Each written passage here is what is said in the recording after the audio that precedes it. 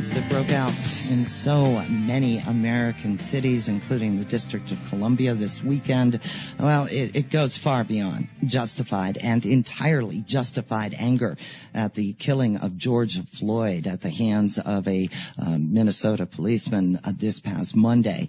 Rioters are looting shops, attacking police, setting fires, doing it with impunity, and they threaten a larger breakdown of public order. Protecting the innocent, restoring order, of course, is the first duty of our government. Are we seeing a failure in leadership here? And have we missed an opportunity for something that pulled us all together, regardless of political affiliation, regardless of gender, skin color, whatever else our differences may be, in a chance to affect real change in race relations when George Floyd died at the hands of this Minnesota cop. 6:38 now, 1310 KFKA, 1310KFKA.com. Mornings with Gail, fueled by Great Western Petroleum, live and local via the Auto Collision Specialist Studios. Joined this morning by Christopher Harris. Christopher Harris is the Executive Director of Unhyphenated America. You can learn more at unhyphenedamerica.org. Christopher, it's been far too long, and while it's great to chat with you this morning, my heart breaks on so many levels as to the reason why. Hey, Gail, thank you for having me. Now, it's been a long time. Yes, it has been a long time. Now, you are outside of D.C. Tell us what it's like there. What is the pulse of D.C. right now? Well, the D.C. area is very interesting because you have the District of Columbia itself, but the majority of the people reside in the suburbs, and it's quiet out here in the suburbs when you cross the river into Virginia and parts of Maryland, and so the protesting is right downtown near the White House and all that. It's just like the rest of the country right now. Most of the country is peaceful and quiet. It's in those densely populated urban areas, which are all Democrat-ran areas, by the way, is where you're having all this unrest. And the mayors of those cities are allowing things to continue to escalate. But I'll tell you what, Gail, that's still not the real America. The real America is what's taken place in, like, Minneapolis when there were people who rioted, right, of course, and they burnt down this one location, a bar, owned by a man who was a firefighter, right? His name was KB Balla, I think is his name, I believe. But here's a man who was a firefighter who took his life savings to build a sports bar, and it was looted and vandalized and burned down.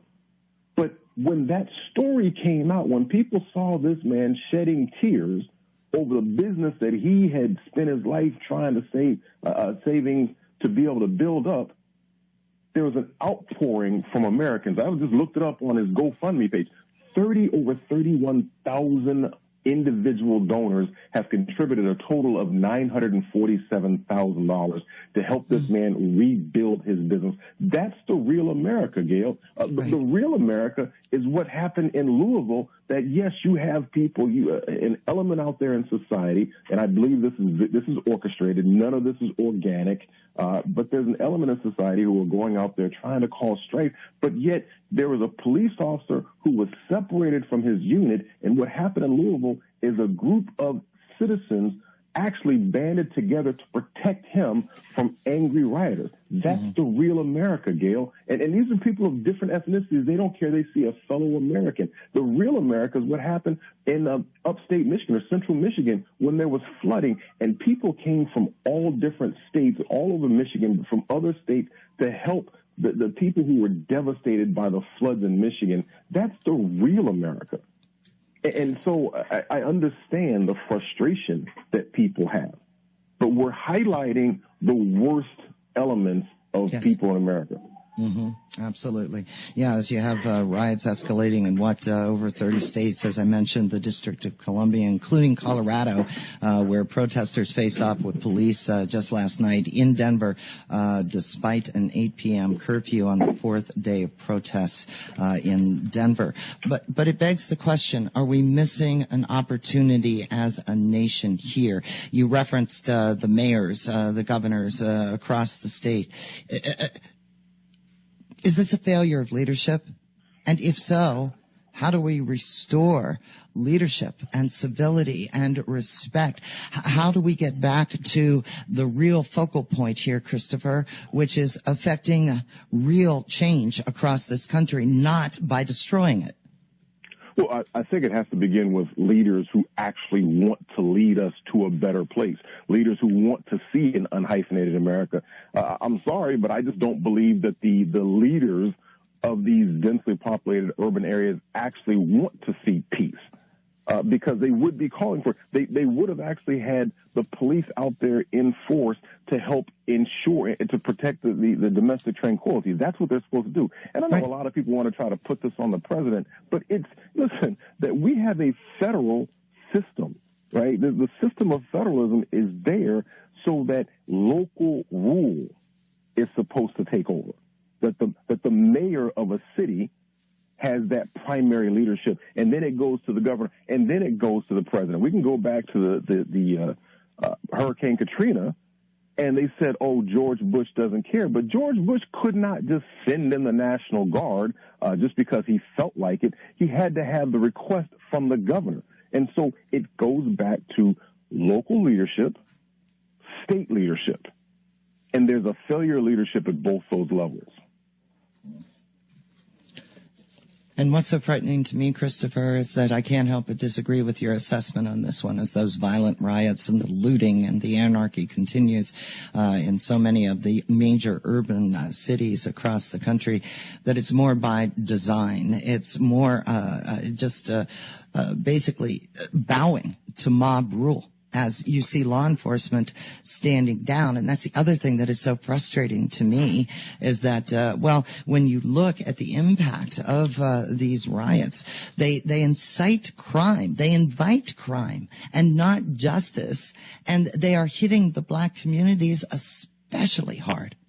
Well, Gil, my family's from Detroit, and, I just had a conversation last night with my parents. And of course, they were there. They were growing up teenagers during the 1967 riots. And Detroit has never recovered from it. The city of Watts in California has never recovered from the Watts riots. Now, and even Washington, D.C., when they had riots in Washington, D.C., one of the things I pointed out is that area that they had those riots, well, it never really recovered. And when it does recover, it becomes gentrified, and that's the buzzword of the day. Everybody wants to complain about gentrification, but I'm like, why are you allowing people to burn down your neighborhoods? I understand your frustration. You have every right to be frustrated, but here's something else that a colleague of mine and I were talking about, is that as black people, we need to learn to have some emotion other than anger. We can't just go from zero to angry. We can't, because what it does is it actually opens us up to be manipulated. It allows, and I've seen enough things to believe that this is all orchestrated, that you have these agents of chaos who are going out there and taking advantage of these angers. And like I said, they're the ones going out there breaking windows. It's Antifa, Antifa, however you want to pronounce it.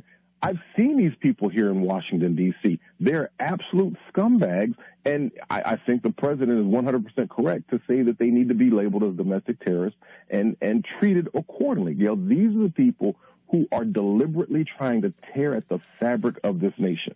Yeah, absolutely.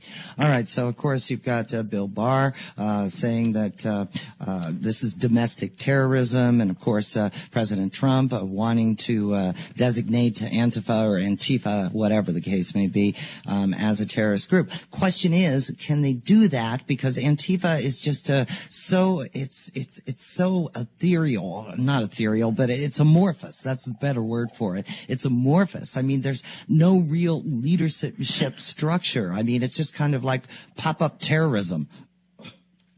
Well, I saw something that was saying like you all of a sudden all over the country you have thousands of protesters.